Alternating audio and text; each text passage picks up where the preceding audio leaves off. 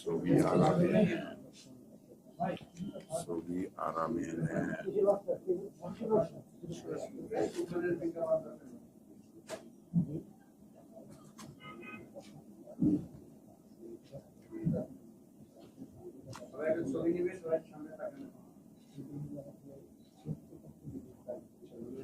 আপনারা সবাই আল্লাহর রহমতে ভালো আছেন তো? না, শোনার দরকার নেই তো, আমার ঠোঁট নড়ে কিনা এটা দেখার বিষয়।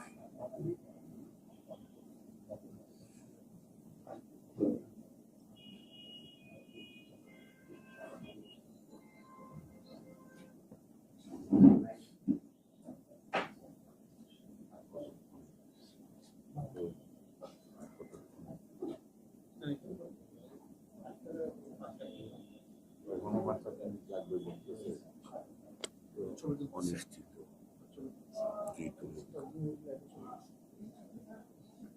তুলুন, ছবি তুলুন।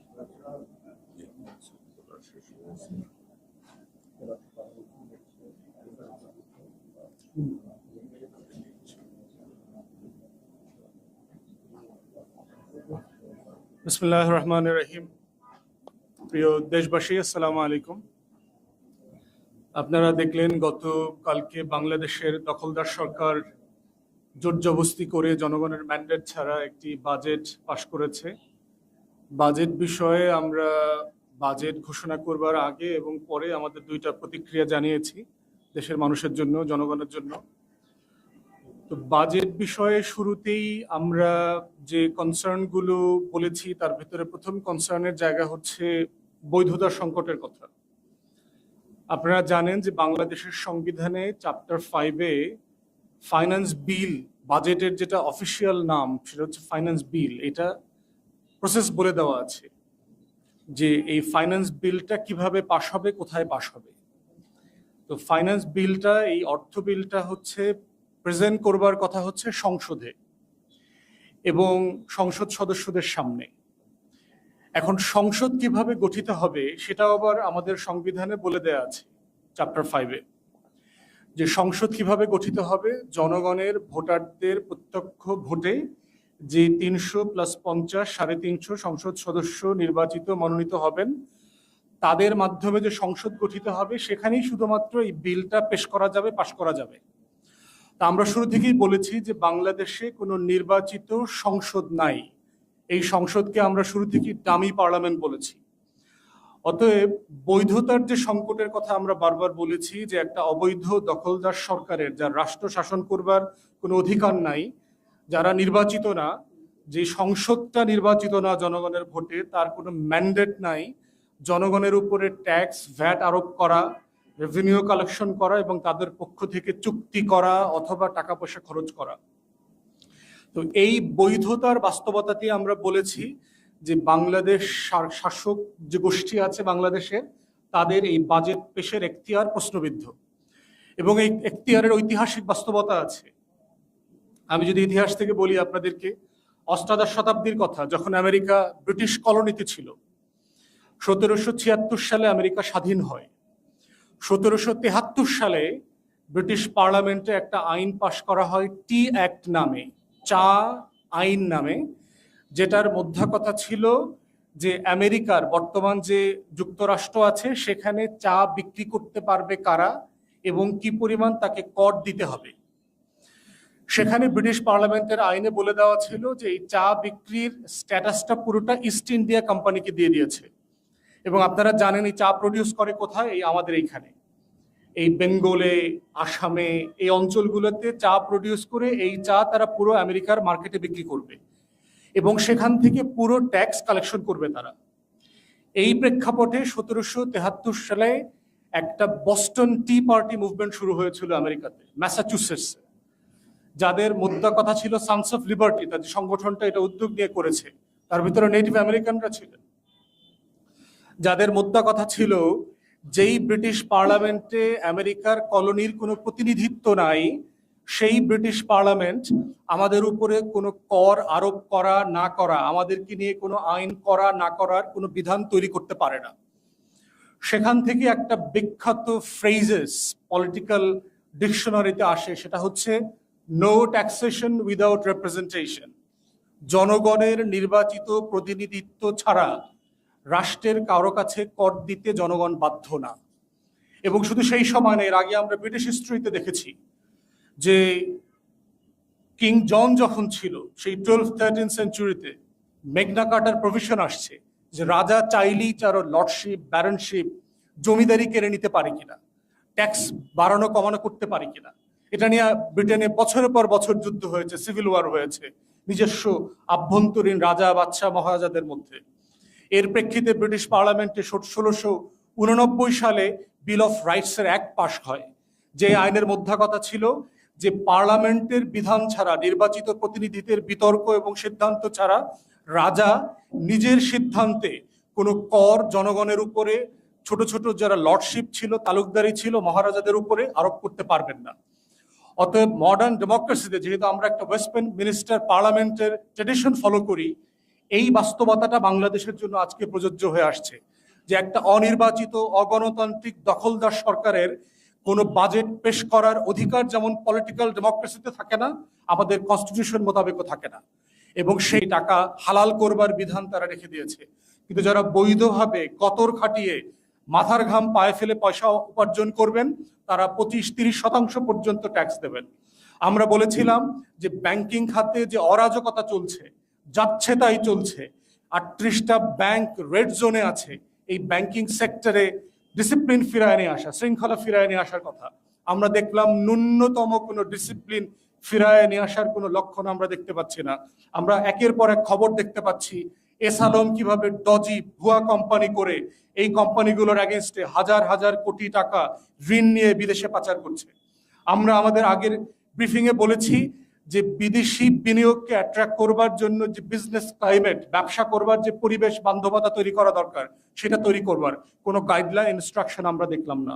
আমরা বলেছিলাম যে উচ্চ মূল্যস্ফীতি নিয়ন্ত্রণ করবার জন্য যেই অলিগার্কদের উপরে, সিন্ডিকেটের উপরে ক্র্যাকডাউন করা দরকার, যে ডিসিপ্লিন করা দরকার, তার ন্যূনতম কোনো ডাইরেকশন এই বাজেটে আমরা দেখতে পাচ্ছি না। আমরা বলেছি যে ঋণ এবং ঘাটতির উপরে ভিত্তি করে রাষ্ট্রের টাকা লুটপাট করবার যে বাজেট, এই বাজেটটা অবাস্তবায়নযোগ্য। ধারক বলা হচ্ছে যে প্রায় 5 লক্ষ কোটি টাকা তারা ট্যাক্স কালেকশন করবে, কিন্তু আমাদের ট্যাক্স কালেকশনের হিস্ট্রিতে 3,20,000 কোটি টাকার বেশি ট্যাক্স কালেকশনের হিস্ট্রি নাই। তাহলে 5 লক্ষ কোটি টাকা কোথায় আসবে? কোত্থেকে এই টাকা আসবে?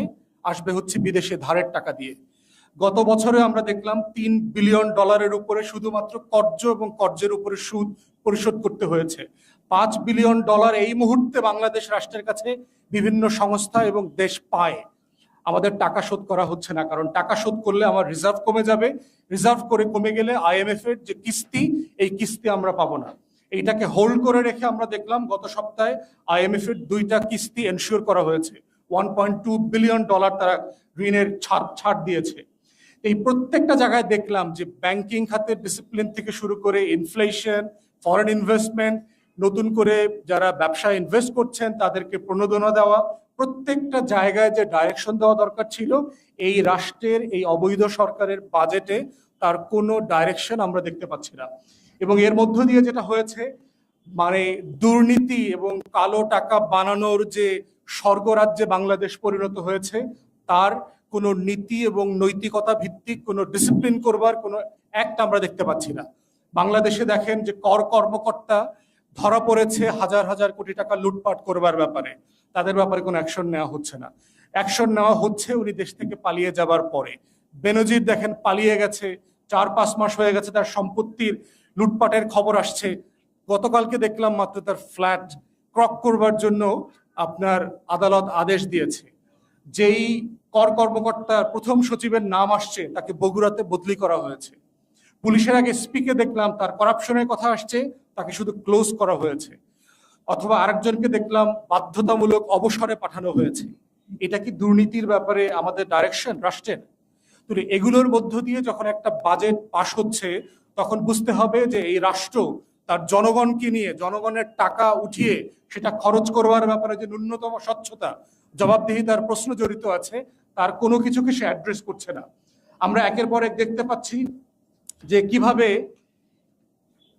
ভুল তথ্য দিয়ে এবং ভুল স্বপ্নের কথা বলে বলে আমাদেরকে গল্প শোনাচ্ছে যে আমাদের নাকি 6.7% জিডিপির গ্রোথ হবে, যেখানে কোনোভাবেই এটা 5% ক্রস করবার কোনো কারণ দেখতেছি না। বলা হচ্ছে আমাদের মূল্যস্ফীতি নাকি 9% থেকে 10%-এর মধ্যে থাকবে, অথবা 6% নামিয়ে আসার স্বপ্ন দেখানো হচ্ছে, যেখানে মাসের উপরে মাস বেসিসে আমরা দেখতে পাচ্ছি মূল্যস্ফীতি 20, 30, 40% পার হয়ে যাচ্ছে। এই টোটাল বাস্তবতায় দেখতে পাচ্ছি যে রাষ্ট্রের যে অর্থনৈতিক যে করাপশন চলছে, যে মিসম্যানেজমেন্ট চলছে, টোটাল ক্যাওয়াস চলছে আমাদের অর্থনীতিতে, তার কোনো জায়গাতে এই বাজেট এবং এই বাজেটের যারা প্রণয়নকারী অবৈধ দখলদার সরকার, তাদের কোনো ডাইরেকশন নাই। তারা যাচ্ছে তাই আলোচনা করতেছে, যাচ্ছে তাই সরকারের ট্যাক্স বসাচ্ছে, ভিএটি বসাচ্ছে এবং দেশের মানুষকে অন্যায্যভাবে করের বোঝায় চাপিয়ে দিয়ে তাদেরকে আরো দরিদ্র করছে। আমরা এটাকে প্রত্যাখ্যান করছি। আমরা মনে করছি যে একটা নির্বাচিত গণতান্ত্রিক সরকার ছাড়া মানুষের জন্য, জনগণের জন্য, নাগরিকের জন্য কোনো বাজেট প্রণয়ন করা সম্ভব না। তাই এই বাজেট হচ্ছে আওয়ামী লুটেরাদের বাজেট, এই বাজেট হচ্ছে আওয়ামী ইস্ট ইন্ডিয়া কোম্পানির বাজেট, এই বাজেট হচ্ছে আওয়ামী লর্ড ক্লাইভ, জগৎ শেঠ, উমিচাঁদ আর রায়দুল্লভের বাজেট, এই বাজেট হচ্ছে আওয়ামী মির্জাফর আর ঘসিটি বেগমের বাজেট। এই বাজেটের সাথে 20 কোটি মানুষের ন্যূনতম কোনো সম্পর্ক নাই। এই বাজেট হচ্ছে বেনজির, আজিজ, মতিউর, জামিল আর এই লুটপাটকারী যারা আছে এসালম আর সামিট গ্রুপকে আরো বড়লোক করবার বাজেট। এই বাজেট হচ্ছে গরিব মানুষকে আরো গরিব করবার বাজেট। অতএব এই বাজেটের ভিতরে আমরা মানুষ হিসেবে, আমরা জনগণ হিসেবে, রাজনৈতিক কর্মী হিসেবে এই দেশ এবং 20 কোটি মানুষের কোনো স্বার্থ দেখতে পাচ্ছি না।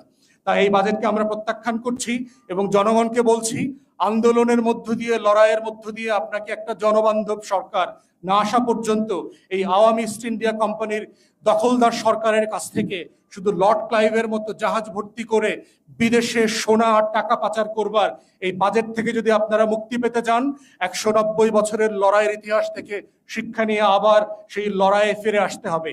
এছাড়া এই দখলদার থেকে বাংলাদেশকে মুক্ত করবার, স্বাধীনতা সার্বভৌমত্ব থেকে ফিরায় নিয়ে আসা যে কোনো সম্ভাবনা, সেটা আমরা দেখতে পাচ্ছি না।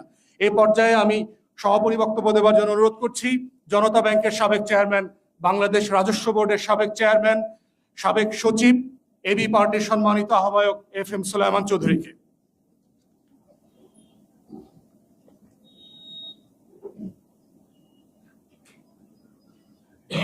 দেশবাসী এবং সাংবাদিক বন্ধুগণ,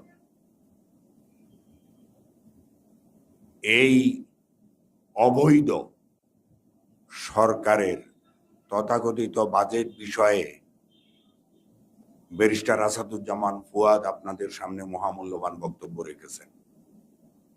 আপনারা জানেন বাজেট কিভাবে হওয়া উচিত, কিন্তু আমাদের দেশে হচ্ছে কিভাবে। চরম আর্থিক দুর্নীতি এবং বিশৃঙ্খলা।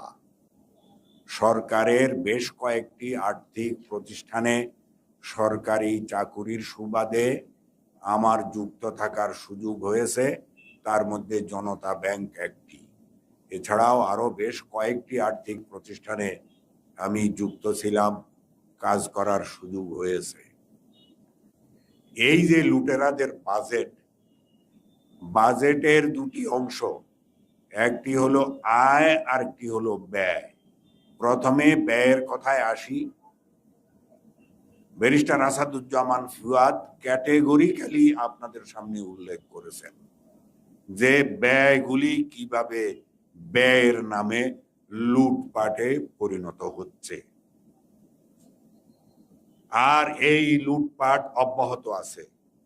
এই লুটপাট বন্ধ করবার জন্য বাজেট প্রণয়নের আগেই যখন হাত দিচ্ছে, প্রথমেই আমরা সরকারকে, এই অবৈধ সরকারকে সতর্ক করেছিলাম। আমরা মহামূল্যবান বেশ কিছু পরামর্শ দিয়েছিলাম। জাতিকে তারা বৃদ্ধাঙ্গুলি দেখিয়েছে, জাতিকে চরমভাবে তারা হতাশ করেছে। তারা মনে করে তারা চোখ বন্ধ করে রাখলে তাদের অন্যায়, তাদের দুর্নীতি, তাদের অবৈধ অর্থ আয়, এগুলি আর কেউ দেখবে না। এমন আহাম্মকির জায়গায় লুটপাট করতে করতে তারা চলে গেছে। আরে সম্পদ তো একটি দৃশ্যমান বিষয়। সম্পদ কার কি আছে এদেশের সকল মানুষ জানে, আপনারাও জানেন।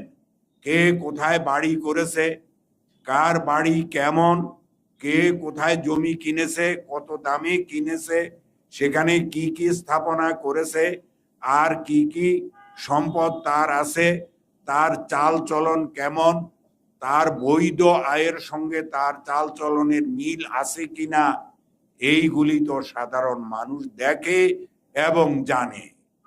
তারপরেও তারা এই তাদের অন্যায়, লুট, এগুলোর বিষয়ে যখন আমার সাংবাদিক বন্ধুগণ কোনো তথ্য তুলে আনেন, তখন তারা ধমক দেয়। আরে ধমক দিয়ে কি আপনি নিজের চোখ এবং এই দেশের 20 কোটি মানুষের চোখ বন্ধ করতে পারবেন? কোনোদিনই আপনি বন্ধ করতে পারবেন না। আর্থিক লুটপাট এত চরম সীমায় পৌঁছেছে, যার কারণে জিনিসপত্রের দাম হু হু করে বেড়ে যাচ্ছে। আসাদুজ্জামান ফুয়াদ ঠিকই বলেছেন, 30 ভাগ 40 ভাগ পর্যন্ত দ্রব্যমূল্য বৃদ্ধি পেয়েছে। মানুষের নাভিশ্বাস উঠেছে, মানুষের কাছে কোনো টাকা পয়সা নাই, টাকা পয়সা আছে গুটি কতিপয় লোকের কাছে। তারা বিভিন্নভাবে এই টাকা অবৈধভাবে অর্জন করে ভোগ করার চেষ্টা করছে। মাননীয় প্রধানমন্ত্রী গতকাল বলেছেন যে তিনি দুর্নীতি রোধ করবেন। আমরা মাননীয় প্রধানমন্ত্রীর কথায় বিশ্বাস করতে চাই, কিন্তু বিশ্বাসটি করব কিভাবে?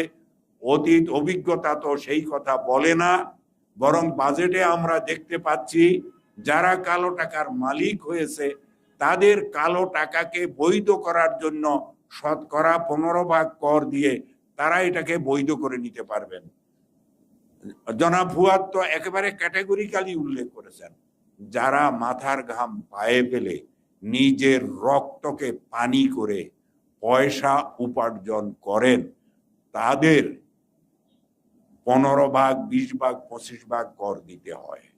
আর যারা অবৈধভাবে অর্জন করেন তারা 15% কর দিয়েই বৈধ হয়ে যান। এই যে অবৈধভাবে সম্পদ উপার্জন করলেন, দেশটা কি মগের মুল্লুক হয়েছে? হয়নি, এমন হতেই পারে না।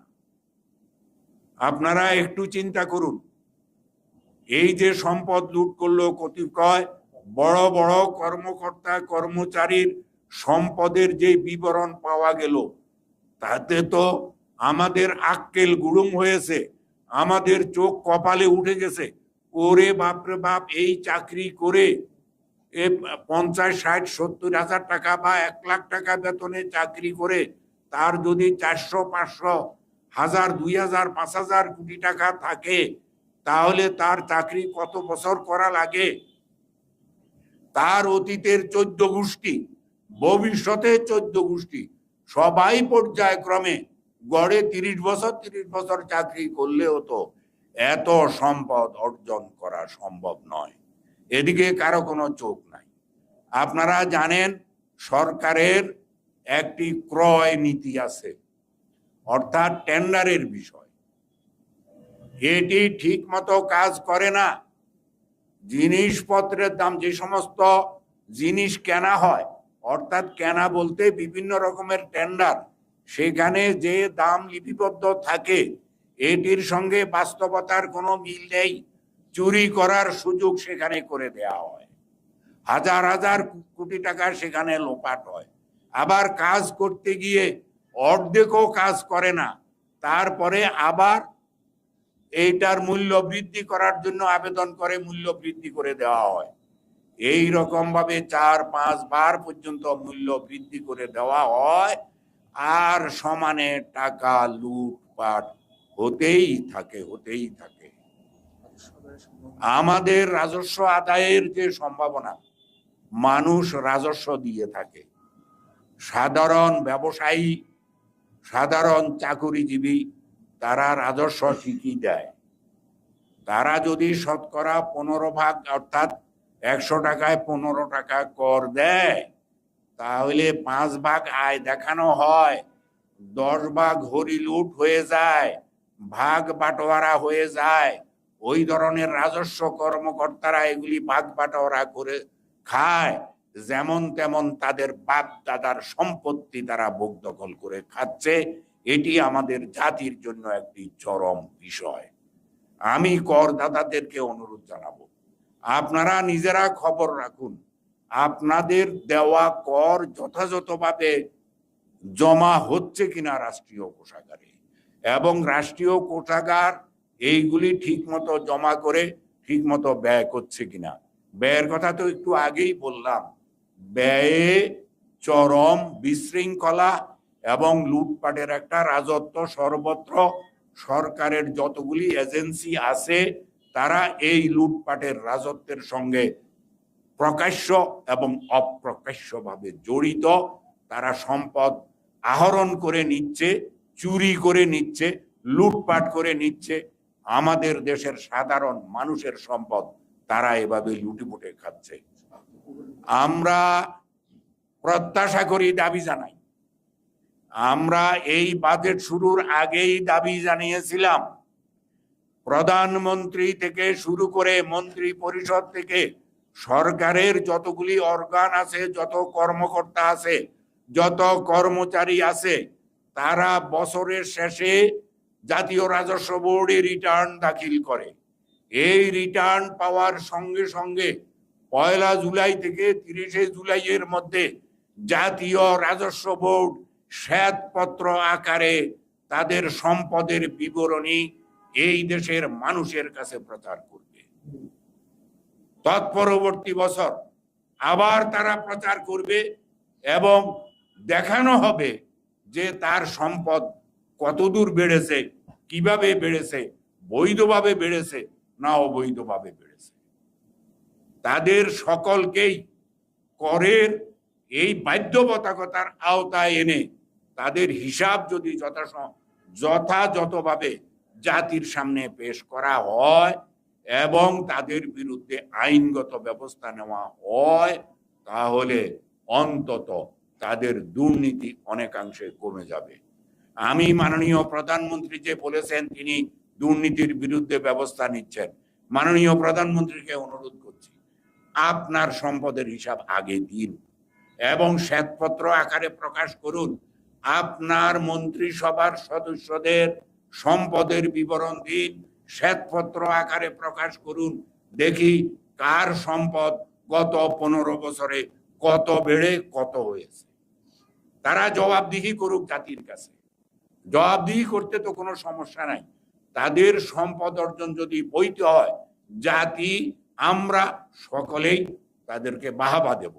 আর যদি অবৈধভাবে কেউ সম্পদ অর্জন করে থাকেন, তাহলে তাদের বিরুদ্ধে যথাযথভাবে আইনি ব্যবস্থা গ্রহণ করে তাদের সম্পদ বাজেয়াপ্ত করা হোক, সরকারি কোষাগারে তাদের এই সম্পদ নেওয়া হোক এবং দেশের সাধারণ মানুষের কল্যাণে এই সম্পদ ব্যবহার করা হোক। শুরু হোক মাননীয় প্রধানমন্ত্রীকে দিয়ে এবং তার মন্ত্রী পরিষদের সদস্যদেরকে দিয়ে। আপনারা সবাই ভালো থাকবেন, সুস্থ থাকবেন এবং আমরা আশা করব সরকার এই দাবিগুলি মেনে নেবে এবং শ্বেতপত্র প্রকাশ করবে, করে সাহসের পরিচয় দিবে। তারা যে নিজেরা দাবি করে তারা ভালো, এটা তারা প্রমাণ করুক এই জাতির কাছে। ধন্যবাদ। আসসালামু আলাইকুম।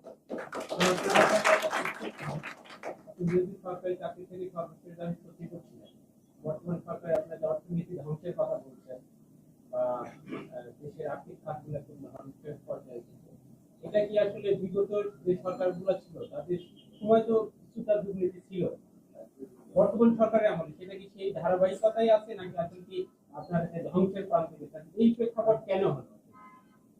একটু লম্বা বলা লাগে। দুর্নীতি এমন একটা বিষয়, এটা হাজার হাজার, এটা প্রায় 6-7 হাজার বছরের পুরনো একটা রোগ ক্রমান্বয়ে চলে আসছে।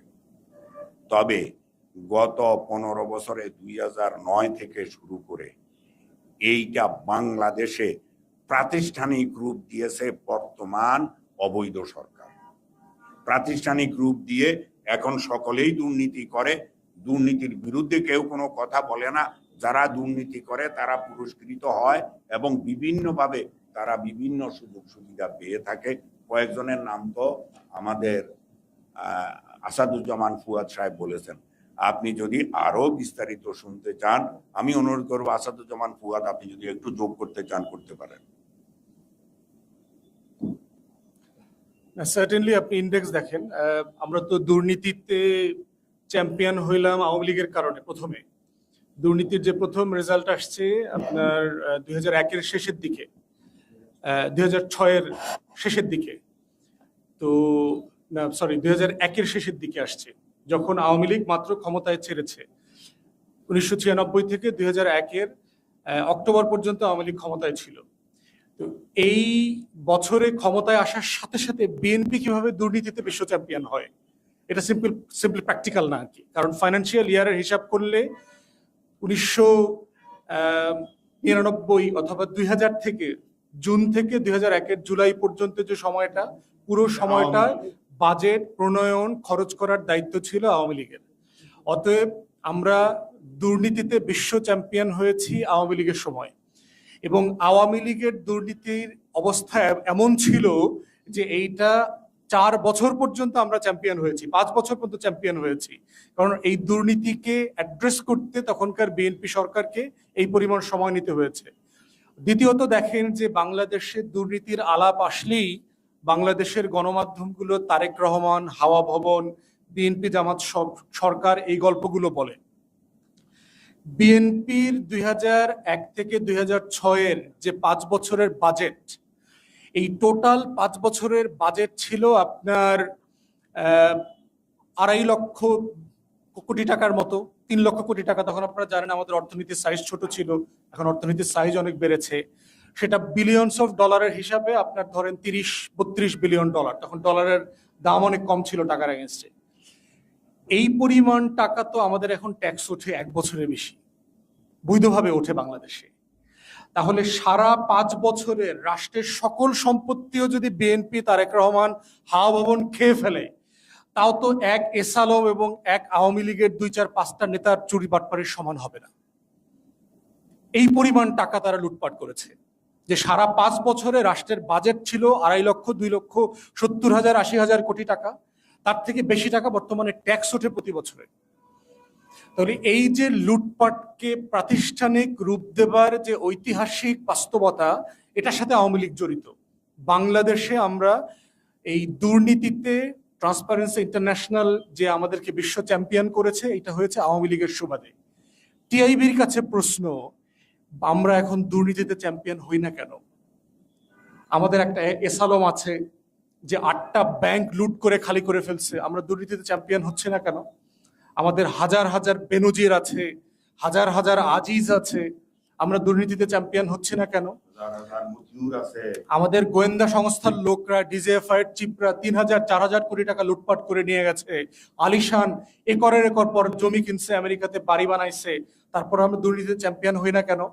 আমাদের এনএসআই এর সাবেক প্রধান লন্ডনে 3.5 মিলিয়ন পাউন্ড দিয়ে বাড়ি কেনে, তারপর আমরা দুর্নীতিতে চ্যাম্পিয়ন হই না কেন? আমাদের হাজার হাজার কর্মকর্তা আছে। বাংলাদেশে যে পরিমাণ টাকা আমরা বছরে খরচ করতে চাই বাজেটে, আপনি যদি ঠিক সিম্পলি দেশের 1000 দুর্নীতিবাজদেরকে পরিকল্পনা করে ধরেন, প্রত্যেকের কাছ থেকে যদি আপনি 100 কোটি টাকা নেন, তাহলে আপনার 10 লক্ষ কোটি টাকা হয়ে যাবে। আমাদের দেশে ট্যাক্স আদায় করতে হবে না তো? আপনি শুধু বছর ধরে ধরে যে এই বছর সকল নাগরিকের ট্যাক্স মৌকুফ করে দিয়ে 1000 মতিউর, আজিজ, বেনজির, সমর, রেজা, আওয়ামী লীগের এমপি মন্ত্রী সাইফুজ্জামান, জাভেদ, গোলাপ, এদেরকে ধরেন, প্রত্যেকে 100 কোটি টাকা দিয়ে দিবে। এস আলম তো আছে, সামির গ্রুপ আছে, দরবেশ বাবারা আছে, কোন নাগরিককে ট্যাক্স দিতে হবে না। বাংলাদেশে এই লেভেলের লুটপাট আমাদের গত 53 বছরের ইতিহাসে কখনো হয়নি। অতএব দুর্নীতিতে চ্যাম্পিয়ন হওয়ার জায়গা যদি আসে, আমরা গত 15 বছরে বারবার চ্যাম্পিয়ন হবার কথা ছিল, কিন্তু টিআইবি যেহেতু আওয়ামী দালালিতে অভ্যস্ত গত বছরের পর বছর, যুগের পর যুগ, সে বিএনপি জামাতকে বারবার দুর্নীতিতে চ্যাম্পিয়ন করবে, কিন্তু আওয়ামী লীগের গায়ে হাত দেবে না। এই জন্য টিআইবির দখলদারদেরকে বলছি যে আপনারা এই দখলদার সরকারকে কিভাবে সাহায্য করছেন। আরো বড় বড় রাঘব বোয়াল, অর্থনীতিবিদদেরকে দেখেছি যারা আমাদেরকে দিয়ে ট্রান্সশিপমেন্ট বিক্রি করাইছেন ভারতের কাছে।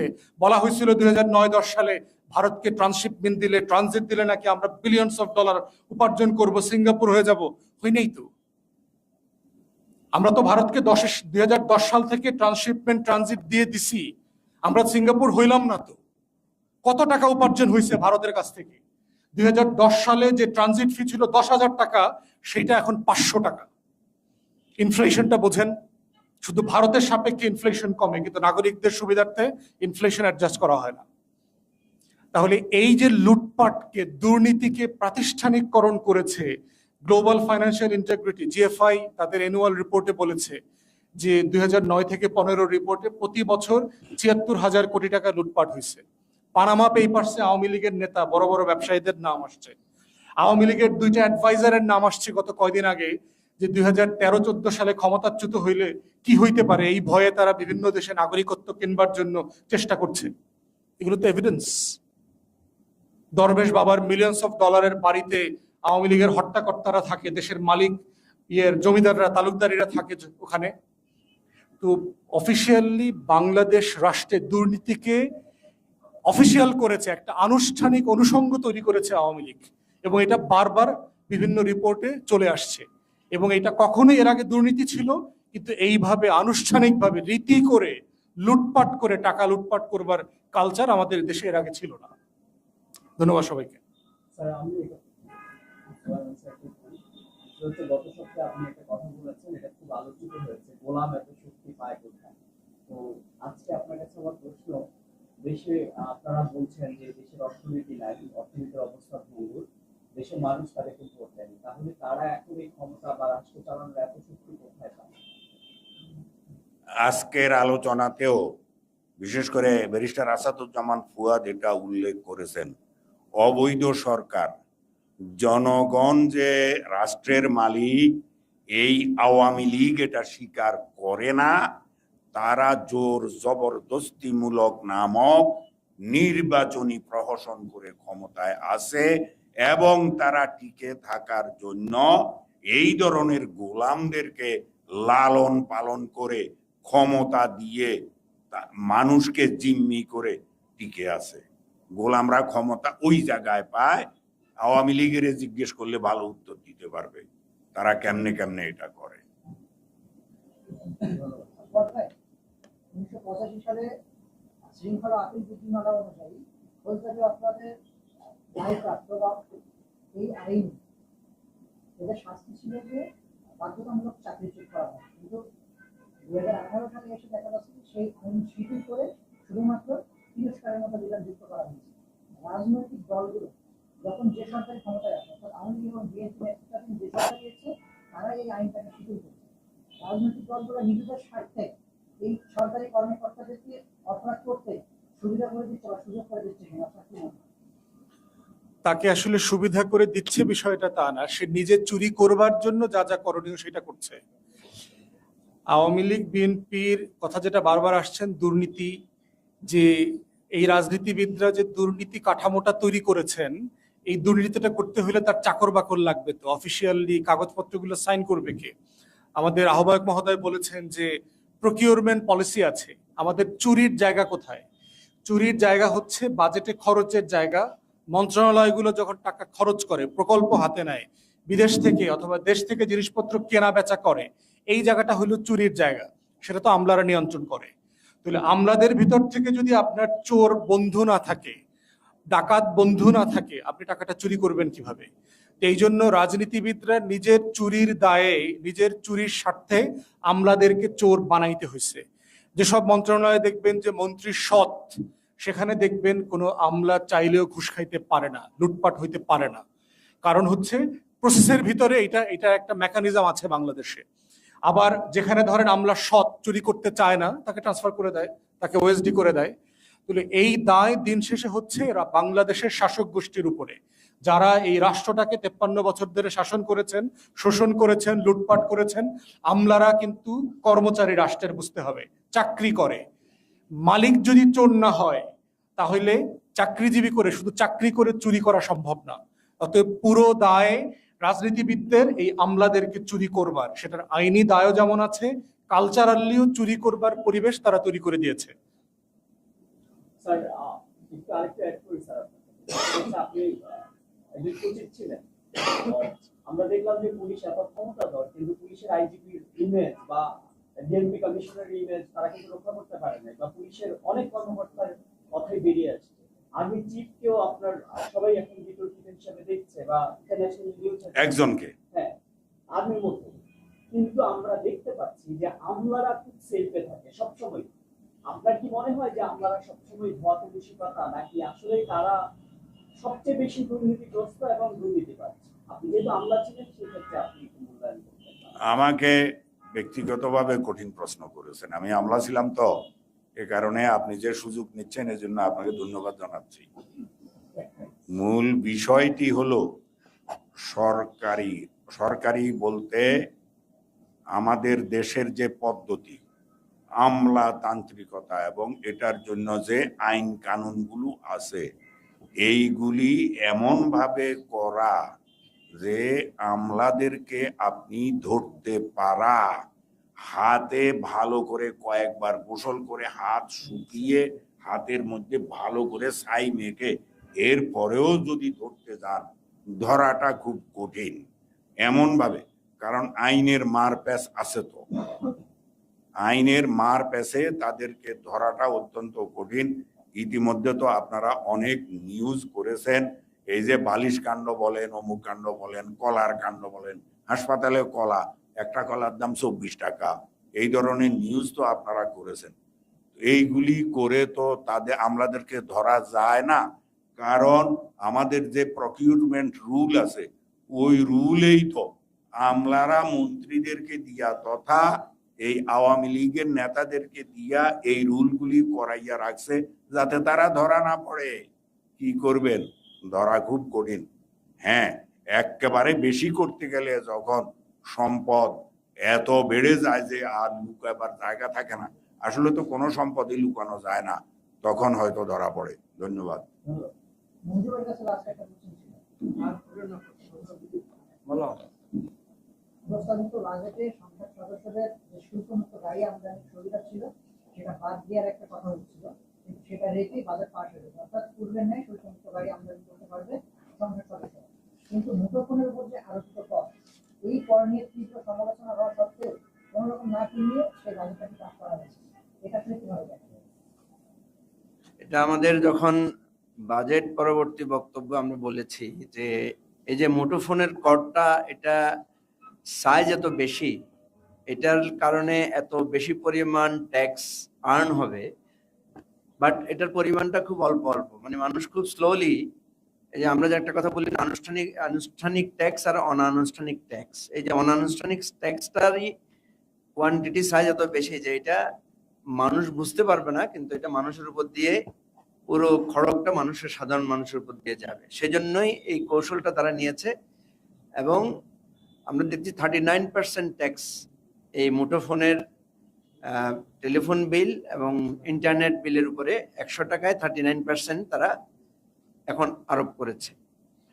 তো আমরা অ্যাকচুয়ালি যে জায়গাটা আমরা দেখতে পাচ্ছি যে এখন ধরেন এই যে এমপি যাদেরকে বলেছে যে গাড়ির ট্যাক্স, এই এমপি যারা হয়েছে আপনারা দেখতেই পাচ্ছেন, এরা সম্পূর্ণ সরকারের, যারা এমপি ছিলেন আগেও ছিলেন, এদের অনেকেরই 8-10টা করে গাড়ি আছে।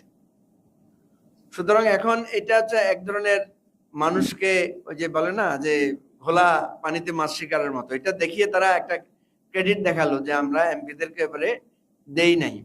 কিন্তু দেখা যাবে এই যাদেরকে তারা এমপি বানিয়েছে এরা সবাই কালো টাকার মালিক, এদের সকলেরই অনেক দামি দামি গাড়ি এরা ব্যবহার করছে, এবং শুধু তো তাই না, এদের বাচ্চা কাচ্চারা পর্যন্ত এখন অনেক দামি গাড়ি ব্যবহার করে। তো এই জন্য যেটা আপনি বলেছেন আবু বকর, যে এইভাবেই আমরা বলছি যে আমাদের ট্যাক্সেশনের উপরে গভর্নমেন্ট এই ক্ষুদ্র জায়গায় হাত দিয়ে সাধারণ মানুষের উপর দিয়ে পুরো খরচটা তারা চাপাচ্ছে, যেটা আমাদের বক্তব্যে এসেছে বারবার।